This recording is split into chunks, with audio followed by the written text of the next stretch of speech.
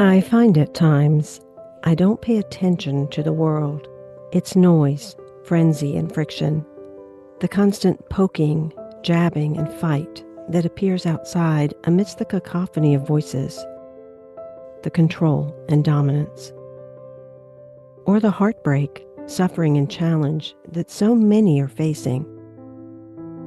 What is that one thing I really want to do to come up for me, and having the patience to wait for that? This does not discount the beauty, triumph, and opportunities that exist, however. It is to say that sometimes the richness of life comes in the quiet moments, the ordinary life, and the simple things. There are many moments in life where we have a choice, and the major choice is this: we can either contract in fear or we can expand. I've certainly learned a lot about that in my last decade, contemplating it more and more. Sometimes I wonder, is this a reaction of trauma, the PTSD of life? Or is it the wisdom of spiritual maturity? We become more of who we really are as we age. Is it a stage in life where we are growing older? Aging itself is a spiritual experience. Today's show is going to go into a little bit of that adventure as we spiritually age.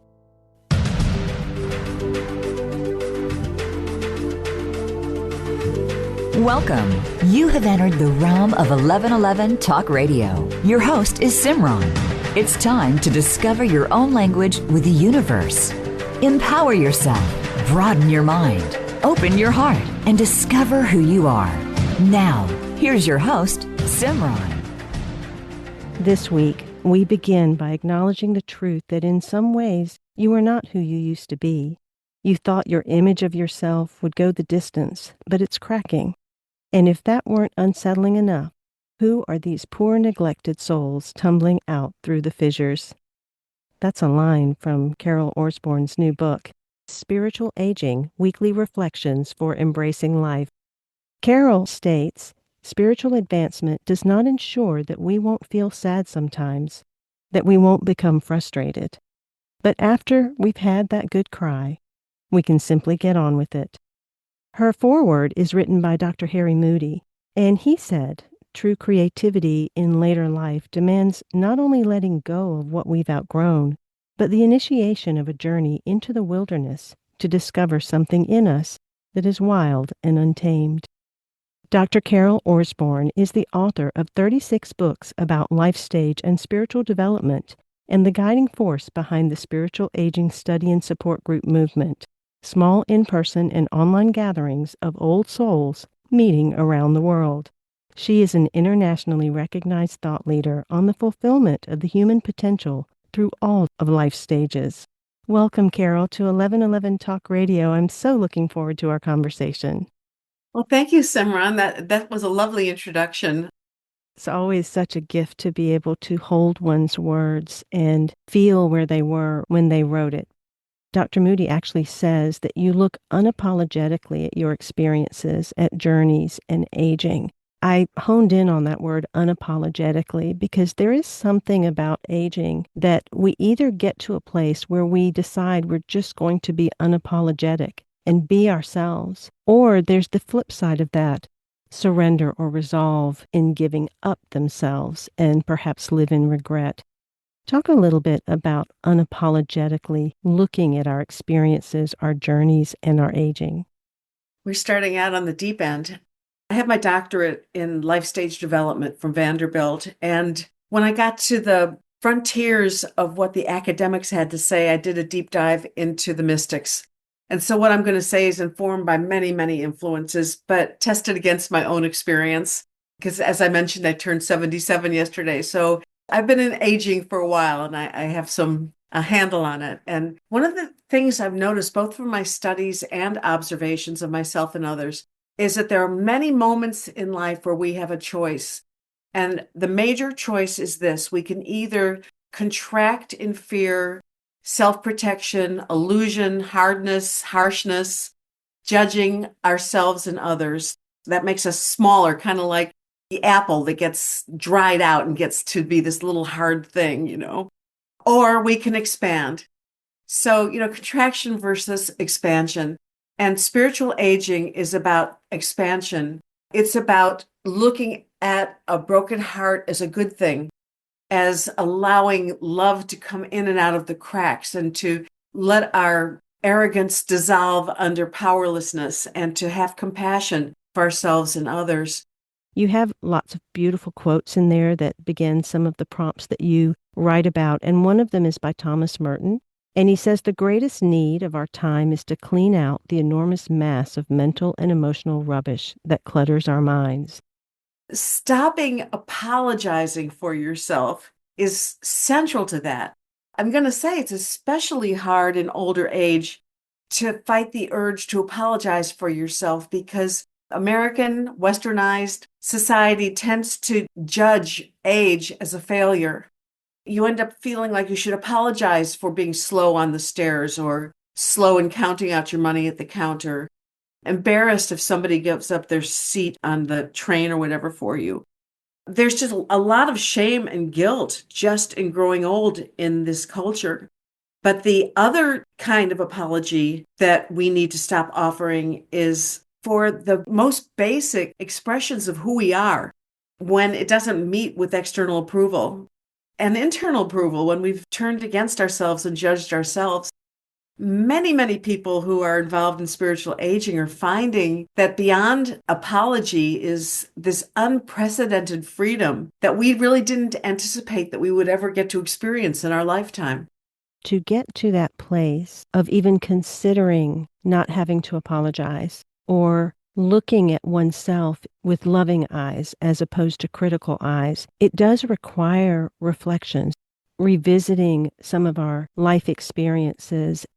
One of the first places that people have resistance is, number one, slowing down, and number two, letting themselves embrace the word old, because I think growing older, as you say in the book, is sometimes embraced, but we don't like to look at the word old or even say it out loud or claim it.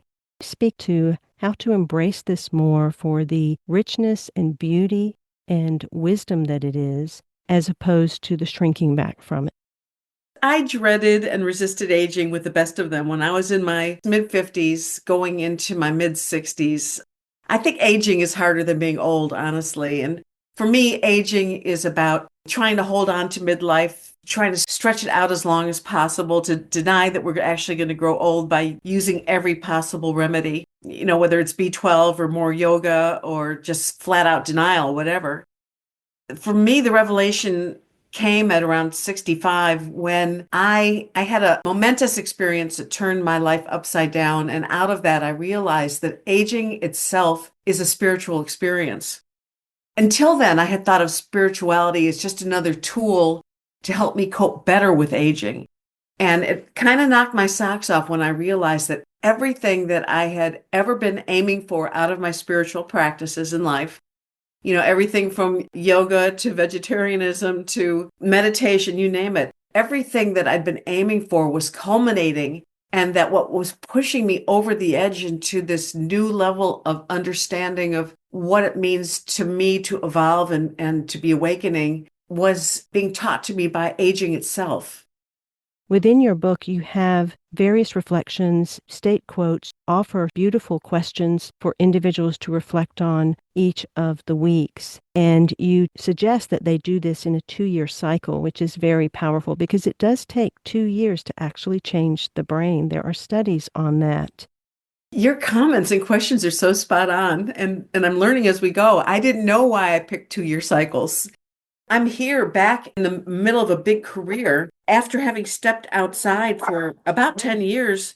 I call it retirement, but what I really did was I spent a lot of time nurturing myself and having fun and experimenting with things, and didn't think I was ever going to want to return back to a public position. But I got used to listening to my little voice. At some point, the little voice said, okay, you have something you need to share. You need to step back in. And I was a little reluctant about it, but I listened. That's really powerful. One of the early statements that I began sharing when I began my 1111 journey was, you are not on a journey, you are the journey. You are Yes, yes. experiencing itself. And it does seem that we go through the same stages, all of us, that our 20s or one thing, or 30s are another thing, or 40s are another thing, that each stage has its own theme and level of energy that we express. Have you noticed repeating pattern through the different age stages?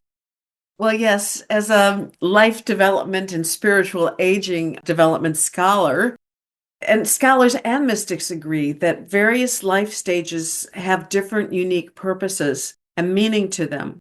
It is repeatable by many people in those stages. Obviously, when we're in our 20s and we're going out and starting careers, and then into our 30s, we're building and raising families, all the way through the 40s, where, according to the life stage development experts, we are peaking. I went to my doctorate to study what happens after midlife. It was a second career doctorate. I started in my 40s and I got my Ph.D. when I was just 50. I ended up graduating from Vanderbilt with my doctorate in hand, discovering that nobody had charted anything past midlife out of the scholarly realm. So that's when I slipped and slid into the mystical realm. You find in the Hindu tradition, for instance, that there's a lot of literature about the different life stages. The thing is that after midlife, they have this stage called the forest dweller, which I was fascinated by. The elders purposely, because not only is it their society's expectation, but they have this inner desire to step outside of the whirlwind of our lives and develop themselves spiritually. And so they literally go into the forest and are available to the younger generations who may want to seek them out as they're developing time through reflection and just learning from nature, just having these long lifespans to draw upon. They could be very helpful to the younger generations. But then after that, there's even several more stages you can develop.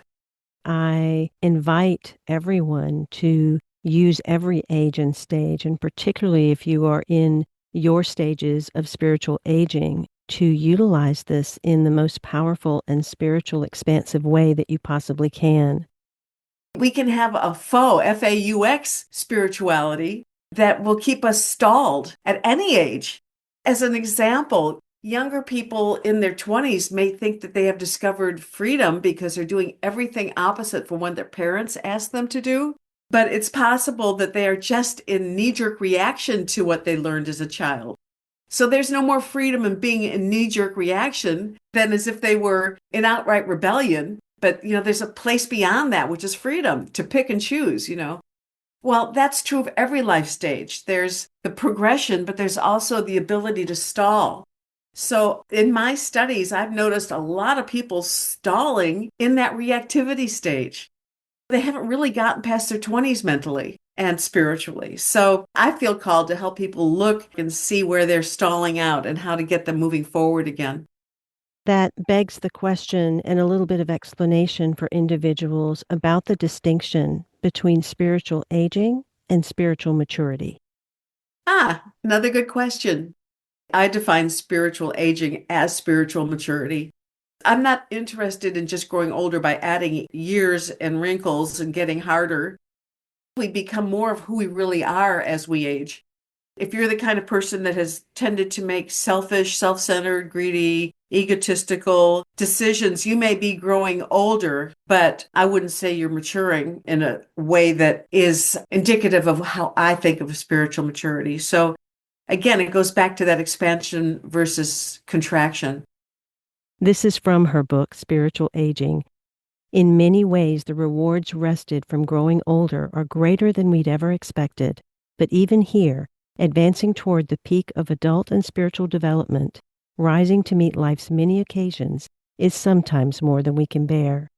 Just when we begin to celebrate a degree of mastery, something unexpected raises the bar. We encounter old wounds we thought we'd made peace with long ago. Hopefully there's something in your life that's been with you all along, or that wakes up somewhere along the way, that is a seeker in terms of an experience of life and increasing compassion and less ego. And you know those things, you just may not know how to get there. And so what we need are way showers. Since we can't look toward gerontology necessarily, or the scholars to show us how to turn aging into a spiritual expansion, we have to look to those people, and there are plenty of them. It's interesting. I think the baby boomer generation who have been seekers now for 40, 50 years or longer, we're kind of having a generation-wide awakening. Not everybody in the generation, but enough so that it's starting to me to feel like how the 1960s felt when there was an expansion of consciousness. And that didn't go away.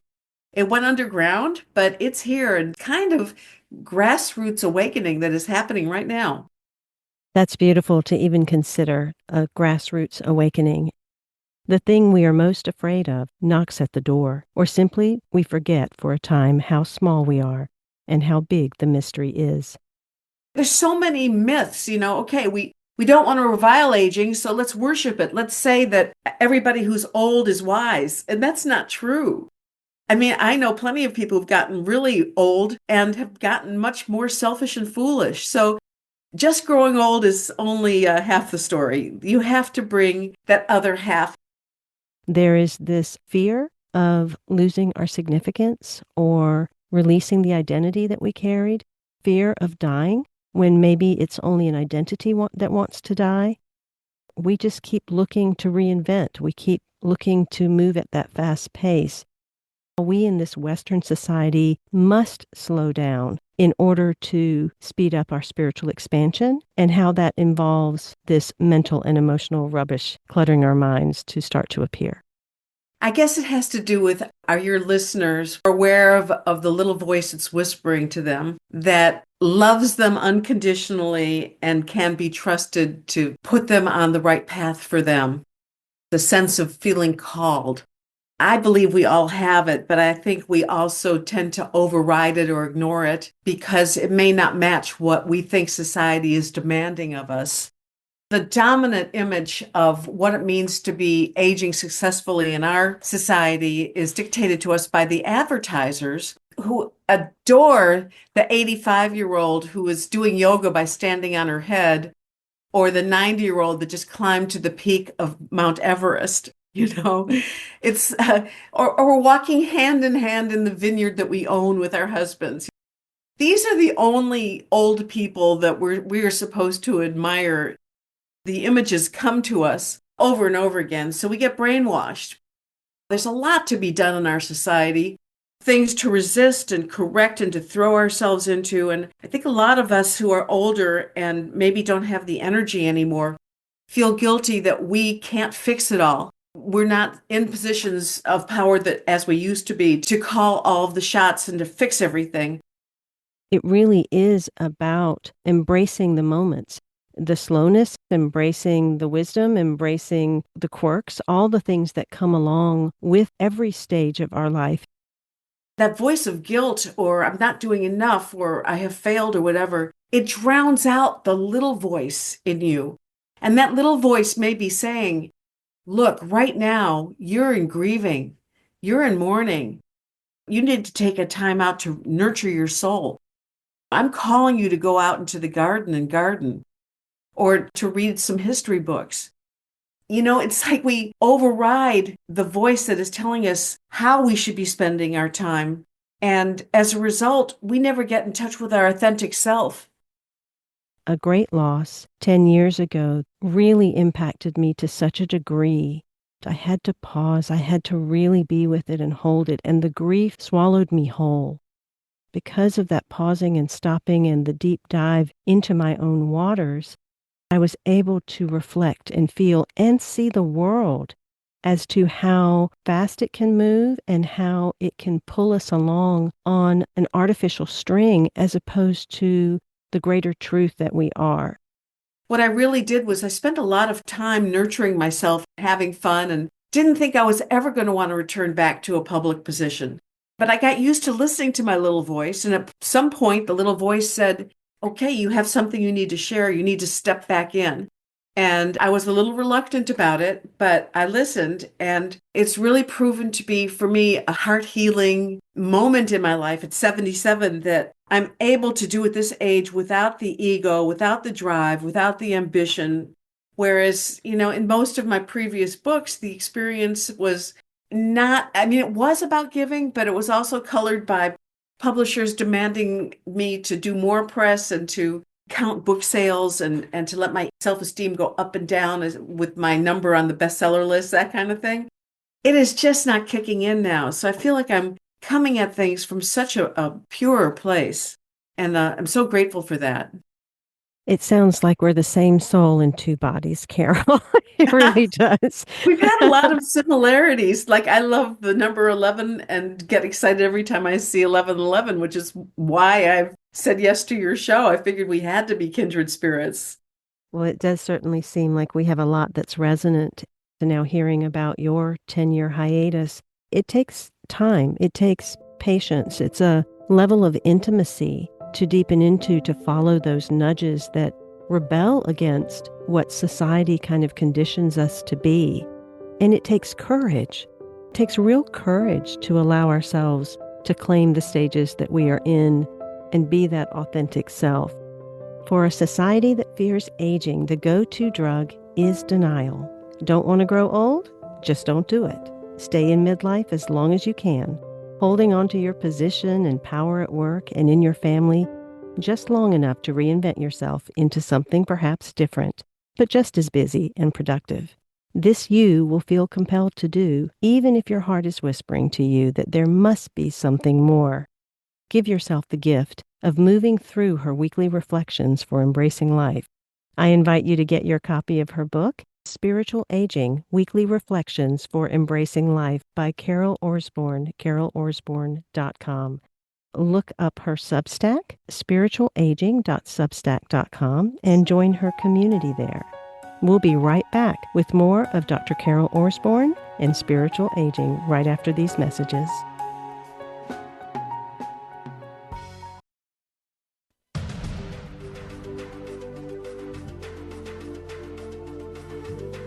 You are listening to 1111 Talk Radio.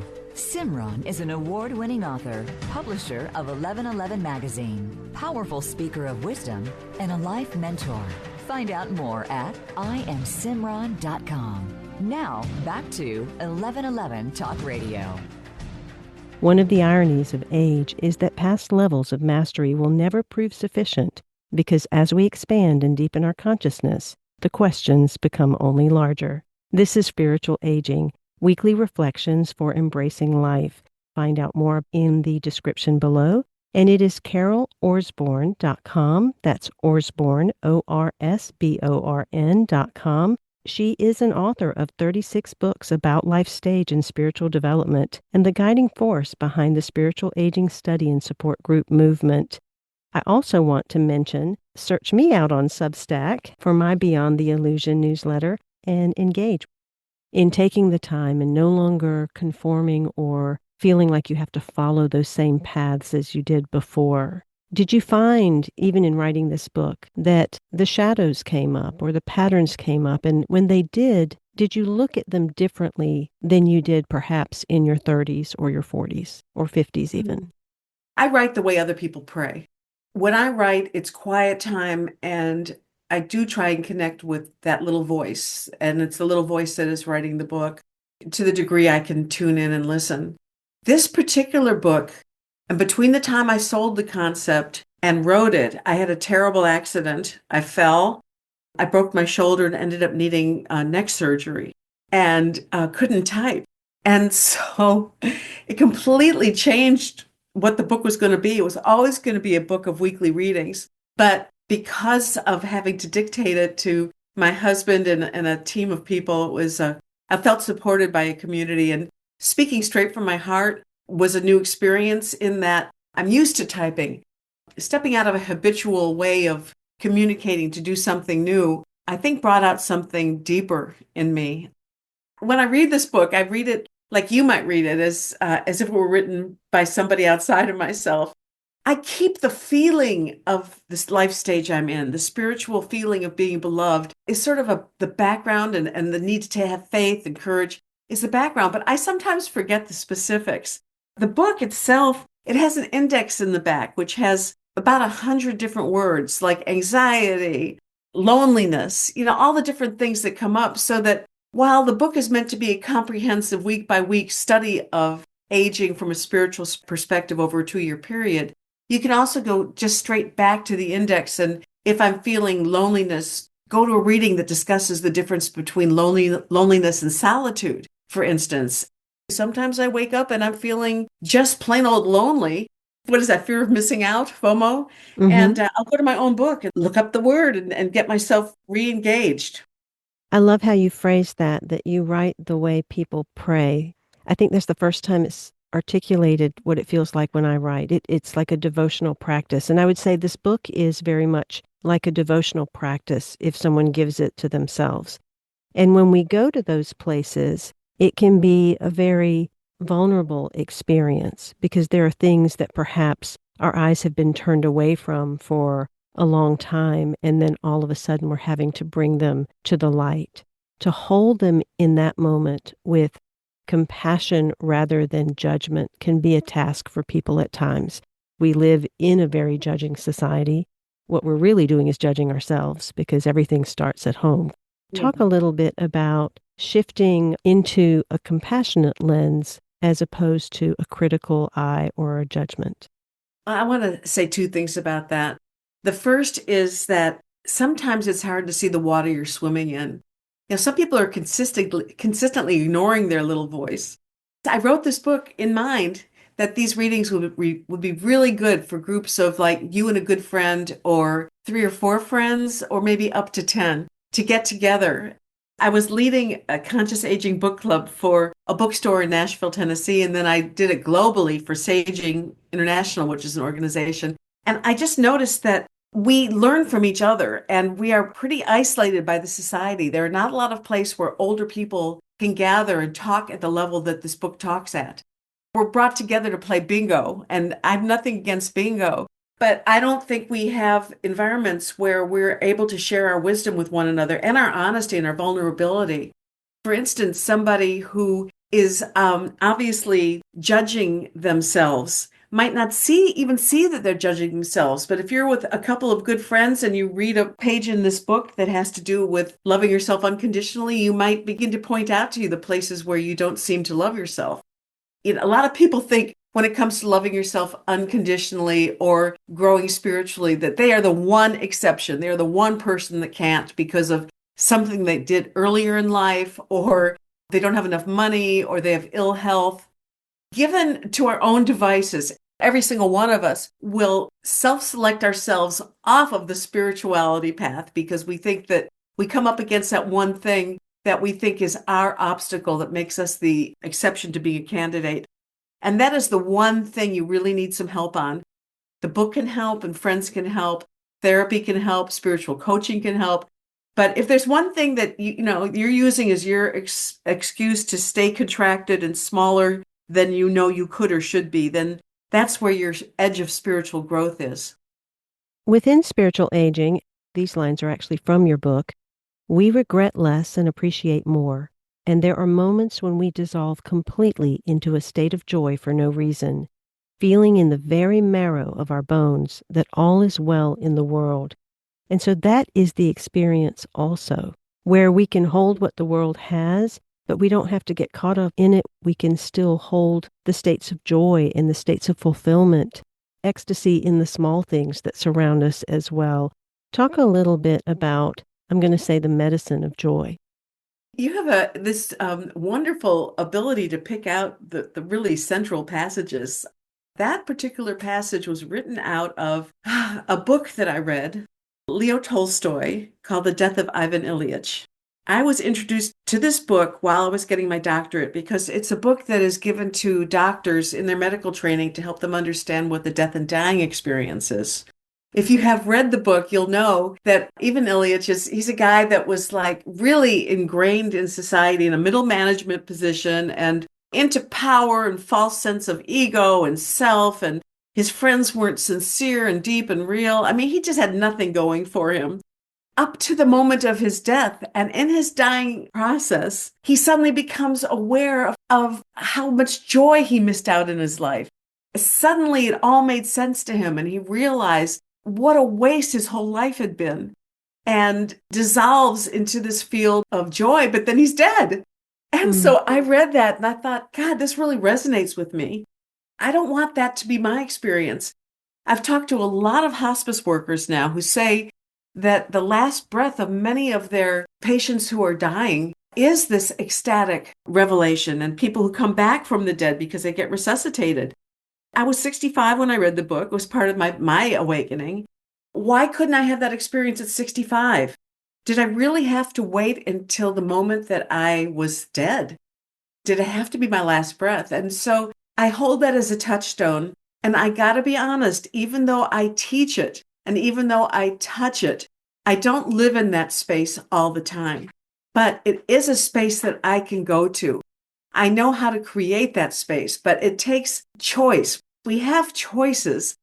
It takes an act of faith. And an act of faith is sometimes a choice. But we also have grace. We also have those moments that just sweep us over when we least expect it. It can come upon us in many ways, but what I have noticed is that it is not a space you can hold on to, and you can't force it. This book is really good about teasing out the faux, F-A-U-X, spirituality. I teach and I believe that the purpose of old age is to become whole, and that is to become authentic. If I'm mad and I accept that I'm mad, I don't stop being mad. I'm still mad. But I have a witness to my anger, which gives me more choices as to what am I going to do with that anger. And often that anger will pass in and of itself. Same with sadness, same with shame. It's about observing and loving yourself. Come as you are, party. And that includes joy. You started out this conversation talking about all those rascals that come out of the cracks as you age, all the things you regret and the aspects of yourself you thought you had left far behind. They reemerge. They are here for us to embrace and love ourselves in our wholeness, and that includes joy. In my own sacred trilogy, much more esoteric than your book, it divides the human into our three parts. Our identity is the first book, and our shadow animal nature is the second book, and the third book is our humanity, the part that gives ourselves our own grace. And after moving through so much grief and trauma, what I came to was joy can still exist amidst all of that, but that we have to get to a place of defenselessness, that we have to get to a place where we no longer hold the barriers to love, especially the love to ourselves. Course in Miracles has a lesson, in my defenselessness, my safety lies. And you write about dropping of ego defenses as we embrace the passage of time, becoming apathetic, frustrated, worn out, or fed up. And if lucky, simply wild and free. We get to choose how we spend our time, how we waste our time, how we find fulfillment. I think that there's a gift in learning how to be bored. And there's a gift in finding fulfillment. Will you talk a little bit about that wild and free self that finally learns how to waste time and find fulfillment? I don't set out to waste time. I think time is so precious, but that doesn't mean that every moment is busy. Calling it wasted time is really that judgment voice, that looks at it that way. And you may have to train yourself to have time that is not filled. You may have to retrain yourself to make it okay. A lot of times when I'm leading groups, especially small groups with like 3 or 4 people, there comes to be a moment where there's silence, where nobody speaks. And when I was younger, I panicked if I was leading a group. Or if I was in front of a big audience, 100 people, and I asked for questions and nobody has a question. I used to panic and babble to fill up the time, This fear of quietness and of emptiness and of time that, we sometimes call wasted. I have found if I have the patience to sit there with it lovingly, when somebody finally speaks, if I don't panic in the middle, it can be on such a deeper level. And same with myself. If I allow myself just to hang out doing something that other people might think was unproductive, that when I actually start to do something again, it's like waiting for that. What is that one thing I really want to do to come up for me, and having the patience to wait for that? And that has to do with serving the world too. I think there's a lot of people out there churning their wheels, trying to save the world by writing postcards or walking in protest marches or whatever. If you're called to do that, that's great. I think a lot of people are doing it because they're not willing to sit and wait to hear for what is their true calling. And in this day and age, it might be just being nicer to the clerk when you buy your apples than you used to be. In this day and age, it's like spirituality has to be practiced on the micro level. We have many, many opportunities every day, but if we're busy sitting there beating ourselves up because we're not leaving a legacy or what we hope to have accomplished in our lifetime didn't happen, we're not available for the genuine exchange of love, which has to take place, heart to heart. And one of those hearts is heart to heart with ourselves. I'm totally resonant with everything that you're saying. And I think alongside that quiet, the other area that people oftentimes resist is being alone, allowing that aloneness to cultivate within them more of themselves. Speak a little bit to the moments of aloneness or long stretches of aloneness even. I remember the feeling of fearing being alone, but then I started reading books about contemplative practice. Now I think of alone time as solitude. And I did have to study up on it. Again, we have no role models. Even now, if you look at the aging studies, they talk about the poor, miserable older people, the number one problem of whom is loneliness. Well, those are not people who have a spiritual practice. It takes many years, not just 2 years. It takes decades to trust that you can be alone with yourself and that you can find a rich source of support and comfort when there's nobody around. You have to study it and practice it. That's what meditation practice is about. But it's not the only way. I really got there out of observation of some people who had that quality to them and also reading about it. There's a wonderful book by a woman who had a catastrophic disease where all that she could do was see and she could think, but nothing else. She was completely paralyzed. As she lay there in the hospital bed, somebody gave her a plant as a gift, which you do to people who are ill. And this one happened to have a snail in it. And what she did in her final months of her life was get lessons from loving the snail and learning about the snail. I look for people that look to me like they have less going for themselves than I have, and yet they have more of a sense of merger with the divine. The veil between themselves and divine love is even thinner than the veil that separates me, and way thinner than what most people who are considered successful in our society have. You have a beautiful quote from the Jewish scholar Leon Wieseltier from his autobiography, Kaddish, where he says, "There are circumstances that must shatter you, and if you are not shattered, then you have not understood your circumstances. It is pointless to put up a fight, for a fight will blind you to the opportunity that has been presented by your misfortune." And so from that quote, what is the real work of aging? That's a great quote because I've been challenged on that. Some people say, well, I don't want my spirit to be shattered. I don't want to be lying on the floor in pieces. And yet he says, if you haven't allowed yourself to be shattered, you haven't understood your reality. I dug a little deeper into that quote in my own heart. And what I finally came up with is the answer to your question, which is what shatters are the barriers and the obstacles you yourself put in place younger in life and as you went to protect yourself in a misguided effort to get control over reality. Even people who believe in positive thinking can fall prey to this idea that if only I become spiritual enough, I can transcend and I can be happy all the time. First thing that shatters is our arrogance. We have to become humble. That's my first tenet of spiritual aging, is that we have to see reality for what it can't help being. After all, we're facing death. There's no more chasing around and hiding and romanticizing it. The older we get, the closer to death we are, which is the big, big thing we are all fearing ultimately. Death is like the big shadow beneath it all.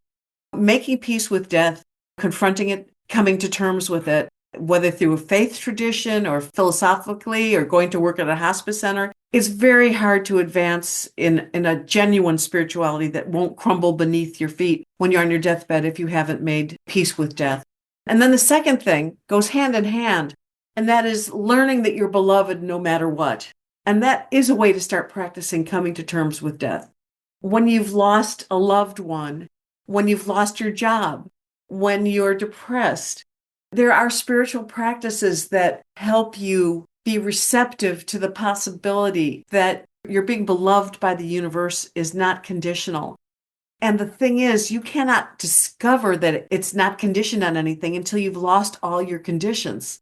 So in other words, when you're younger, and if you think you're beloved of the universe because you've written a best-selling book, or if you think you're beloved by the universe because you just ran a race, the sort of spirituality that says, I'm going to Disneyland, that's where a lot of that spirituality comes from. You're still winning and discovering that you're admired or respected conditionally. What happens when all of that gets stripped away from you? As I was in the state when I wrote this book, recovering from neck surgery, not practicing in my career, separated from my active groups where I was, had the potential to be seen and participate, unable physically to even lift my finger to type. And yet I felt beloved anyway. And how could I have known what it was to be loved unconditionally if I hadn't been stripped of all of my conditions? That is very powerful. Will you allow yourself to be stripped of all of your conditions? Carl Jung put it this way: a human being would certainly not grow to be 70 or 80 years old if this longevity had no meaning for the species. Carol Orsborn says, all you ever really wanted was the purity of simple love, grounded in boundless trust and endless acceptance. But what those of us who grow older, wiser, and fiercer come to learn is that you don't get to merge with the kind of love one associates with the divine without first going through yourself. And that is why we're here. Mastery. Spiritual Aging Weekly Reflections for Embracing Life allows you to experience weekly readings comprised of a perennial loop of 2-year cycles meant to accompany you through the coming years. They are designed to be read one each week, your choice of day and time, to cover every conceivable mood, challenge, and topic you may encounter. The readings are at once personal and archetypal, applicable to every one of us. They came to Carol Orsborn from the depths and sources beyond her ordinary consciousness in answer to her call for affirmation, insight, and guidance. Once again, the book is titled Spiritual Aging: Weekly Reflections for Embracing Life.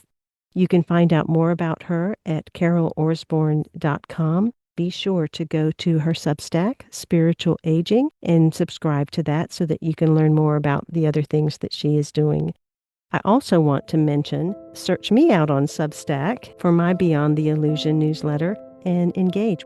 Thank you so much, Carol, for being on 1111 Talk Radio and enlightening us with your love, your laughter, and your wisdom. Thank you so much, Simran. Until next week, in love, of love, with love and as love, I am Simran. Be well.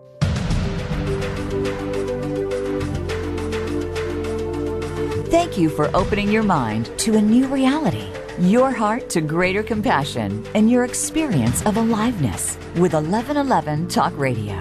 Join host Simran next Tuesday at 8 a.m. Pacific, 11 a.m. Eastern Time to step through the gateway of conscious living. You are not on the journey. You are the journey.